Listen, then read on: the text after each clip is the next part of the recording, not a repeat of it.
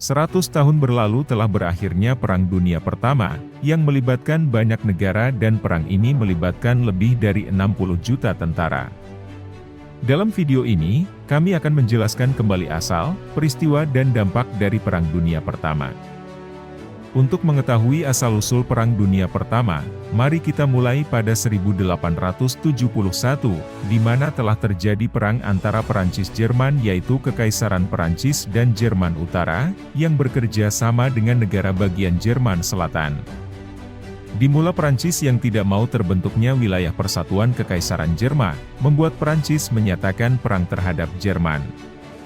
Setelah 6 bulan berperang, Perancis dapat dikalahkan oleh Jerman. Setelah itu Jerman bersatu membentuk Kekaisaran Jerman, yang terdiri dari Jerman Utara dan negara-negara bagian Jerman Selatan. Setelah kemenangan Kekaisaran Jerman, wilayah Alsace dan Moselle direbut oleh Kekaisaran Jerman sehingga membuat frustrasi pihak Perancis.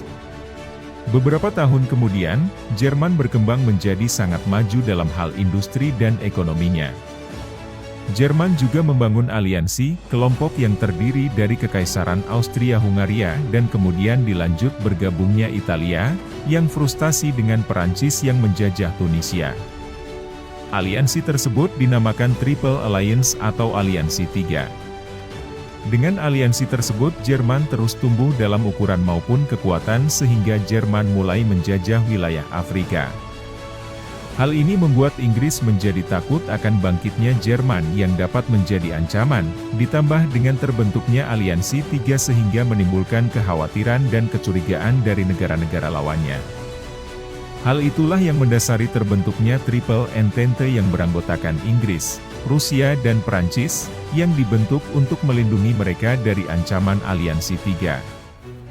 Ketika Turki melemah, negara-negara jajahannya di Balkan memerdekakan diri.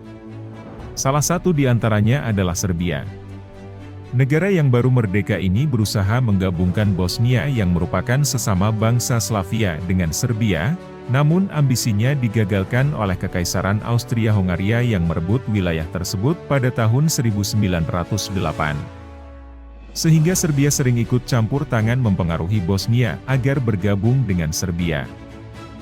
Pada 28 Juni 1914, Pangeran Adipati Agung Franz Ferdinand dan istrinya Sophie, yang merupakan pewaris tahta Austria-Hungaria yang sedang melakukan kunjungan kenegaraan di Bosnia, ditembak oleh seorang nasionalis muda Serbia dari Bosnia yang bernama Gavrilo Princip, yang membuat keduanya terbunuh. Austria-Hungaria menuduh Serbia membantu serangan itu dan mengirimkan ultimatum tuntutan yaitu 10 permintaan yang sengaja dibuat tidak masuk akal, dengan tujuan memulai perang dengan Serbia. Ketika Serbia hanya menyetujui 8 dari 10 permintaan, Austria-Hungaria menyatakan perang pada tanggal 28 Juli 1914. Rusia yang merasa terhormat untuk membela Serbia, yang sesama bangsa Slavia dan langsung melakukan mobilisasi, pengerahan pasukan untuk berperang. Di sisi lain Jerman yang merupakan sekutu bagi Austria-Hungaria, telah menjanjikan dukungannya tidak tinggal diam dan langsung menyiapkan pasukannya, melihat konflik dengan Rusia sebagai hal yang tak dapat terhindarkan dan semakin cepat semakin baik, seiring kekuatan Rusia tumbuh tahun ke tahun yang merupakan ancaman bagi Jerman. Dalam beberapa hari, perang menyebar antara negara-negara Triple Entente dan Triple Alliance. Hanya Italialah yang tetap netral untuk saat ini.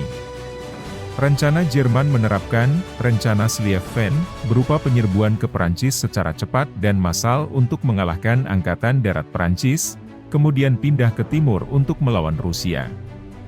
Untuk mencapai Perancis, Jerman perlu menyerbu Belgia yang berstatus netral sehingga melanggar netralitas dalam konflik.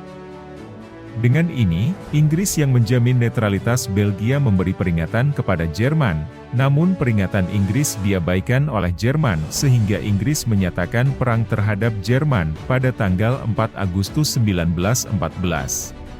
Pasukan ekspedisi Inggris mendarat di Perancis. Sementara penyerbuan Jerman tertahan oleh perlawanan Belgia, Namun tentara Belgia yang lebih kecil kekuatannya dari Jerman tidak dapat menahan kemarahan Jerman. Pasukan Inggris ikut membantu Belgia mempertahankan wilayahnya terpaksa mundur karena kalah jumlah dan segera bergabung dengan Prancis untuk mundur. Namun setelah terjadi beberapa pertempuran, Prancis dan Inggris berhasil mendorong Jerman kembali yang menandakan rencana Schlieffen gagal. Dengan ini Jerman merencanakan rencana baru yaitu menyerang pelabuhan wilayah Dunkirk untuk memotong akses masuknya pasukan Inggris. Dengan banyaknya pertempuran terjadi, membuat tentara Jerman terhenti di garis depan, sehingga kedua pasukan yang saling berperang membangun 700 km parit yang membentang dari Laut Utara menuju Swiss untuk pertahanan perlindungan, sehingga kedua belah pihak sulit untuk saling menyerang secara langsung. Kondisi ini membuat Jerman mengirim pasukannya ke timur untuk melawan serangan Rusia dan membantu Austria-Hongaria dari serangan Rusia. Sementara itu Kekaisaran Ottoman Turki merasa mempunyai musuh yang sama, yaitu Rusia dan berkeinginan untuk merebut kembali bekas wilayahnya yang memerdekakan diri, memutuskan untuk mendukung Jerman dalam perang. Kondisi ini menciptakan beberapa wilayah Turki terlibat langsung dalam perang. Seperti di wilayah Kaukasus Turki dengan Rusia. Dan tentara Turki di Sinai, melawan tentara Inggris Mesir yang wilayahnya mendapat perlindungan dari Inggris. Tujuan Turki merebut terusan Suez yang merupakan salah satu jalur penting perdagangan dunia. Serta wilayah ketiga. Turki dengan tentara Inggris di Kuwait wilayah yang dilindungi Inggris untuk merebut sumber daya minyak. Untuk melemahkan Kekaisaran Ottoman Turki, Inggris mendukung para pemberontak Arab dengan menjanjikan mereka kemerdekaan di tanah yang dibebaskan yaitu Palestina. Sementara itu Italia mendeklarasikan perang terhadap Austria-Hongaria padahal mereka awalnya bergabung dengan aliansi tiga bersama Austria-Hongaria dan Jerman namun Italia memutuskan untuk bergabung dalam Triple Entente. Mungkin ini bisa disebut musuh dalam selimut, sebab Italia merasa Triple Alliance tidak bermanfaat bagi kepentingan negara mereka. Oleh karena itu, Italia memutuskan menandatangani perjanjian rahasia dengan Prancis yang mana salah satu isi perjanjian tersebut menyatakan bahwa Italia akan bersikap netral apabila seandainya Jerman menyerang Prancis. Sebagai balasannya, Italia akan mendapatkan kendali penuh atas wilayah di perbatasan Austria-Hongaria yang membentang dari Trentino, Tirol Selatan sampai Trieste. Di Asia, Jepang berperang melawan Jerman untuk merebut jajahannya di Pasifik dan Cina. Di Afrika, jajahan Jerman diserbu oleh pasukan Prancis, Inggris dan Belgia. Banyak penduduk dari wilayah jajahan dijadikan tentara untuk membantu berperang di Eropa. Prancis menyiapkan pasukan hampir 800.000 orang, sebagian dikirim ke Eropa. Inggris menyiapkan 2,7 juta pria dari wilayah kekuasaannya dan jajahannya, setengahnya lebih berasal dari jajahan Inggris di India. Kembali ke Balkan, Bulgaria bergabung dengan Jerman dan mulai ikut berperang dengan tujuan ingin memperluas wilayah negaranya sehingga Serbia diserang dari dua arah oleh Bulgaria dan Austria-Hongaria. Di kawasan barat, Jerman terus melakukan inovasi militer, serta melakukan penyerangan pengeboman udara dengan pertama kalinya menggunakan pesawat udara Zeppelin hasil dari inovasi militernya Jerman. Namun seiring dengan perkembangan yang awal mulanya pesawat udara hanya digunakan untuk pengintaian, akhirnya dilengkapi dengan senapan mesin sehingga menghasilkan pertempuran pertama kalinya di udara. Jerman terus kembali berinovasi dengan membuat kapal selam untuk berperang di perairan Inggris, sehingga membuat kapal laut Inggris kewalahan. Dengan kondisi seperti ini, bisa dikatakan Jerman merupakan ancaman yang serius bagi Inggris dan kawan, karena Jerman terus berinovasi dengan membuat senjata baru yang mematikan. Kembali lagi dengan pergempuran Jerman ingin menguasai Prancis dengan cepat yang terhenti akibat terjadinya perang parit yang membuatnya sulit untuk saling menyerang, akhirnya kedua belah pihak berperang menggunakan gas beracun yang menyebabkan banyak korban jiwa. Tentara yang selamat dari pertempuran dengan gas beracun harus terpaksa bertahan hidup dengan kondisi yang keras. Lumpur, kutu, tikus dan bau busuk dari mayat yang bergelimpangan serta logistik yang terbatas membuat mental para prajurit terganggu. Prancis yang mempertahankan wilayahnya yang sedikit membuahkan hasil sehingga menandakan rencana Schlieffen gagal membuat Jerman mengalami kebuntuan.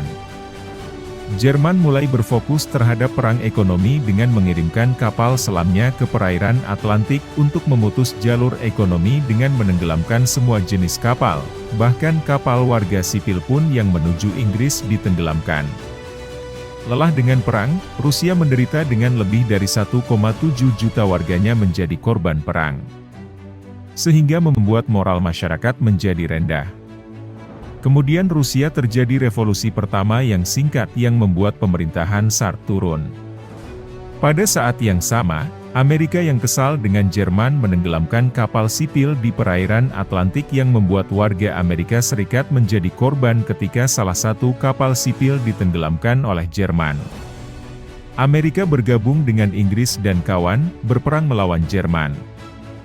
Di Rusia, ketika terjadi revolusi yang kedua kalinya yang membuat Partai Komunis Bolshevik pimpinan Vladimir Lenin berkuasa, memutuskan menandatangani gencatan senjata dengan Jerman sehingga memusatkan pasukannya di barat yang membuat Jerman berhasil menerobos pertahanan parit Prancis dan mendekati Paris yang dibombardir.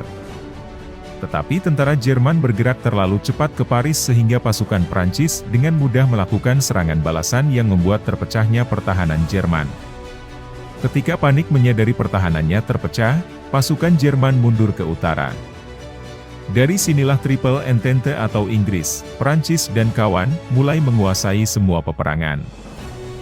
Di dalam tubuh Jerman terjadi pemberontakan dan rencana revolusi yang memaksa Kaisar Jerman turun tahta yang memungkinkan penandatanganan gencatan senjata yang menandai akhir dari Perang Dunia Pertama, yang telah membunuh lebih dari 18 juta orang. Pada 28 Juni 1919, sebuah perjanjian perdamaian ditandatangani di Versailles.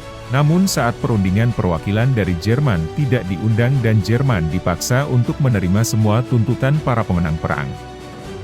Jerman dan kawanannya sepenuhnya bertanggung jawab untuk kerusakan perang dan harus membayar semua kerugiannya. Austria-Hongaria dan Kekaisaran Ottoman diruntuhkan, sehingga memberi kesempatan bagi negara atau jajahannya yang ingin memerdekakan diri. Sementara itu, Jerman merasa terhina atas keputusan ini. Pasukannya dibubarkan dan jajahannya dibagikan kepada pemenang perang. Jerman juga menyerahkan sekitar 15% dari wilayahnya ke Prancis dan Belgia serta wilayah Denmark dan Polandia didirikan kembali.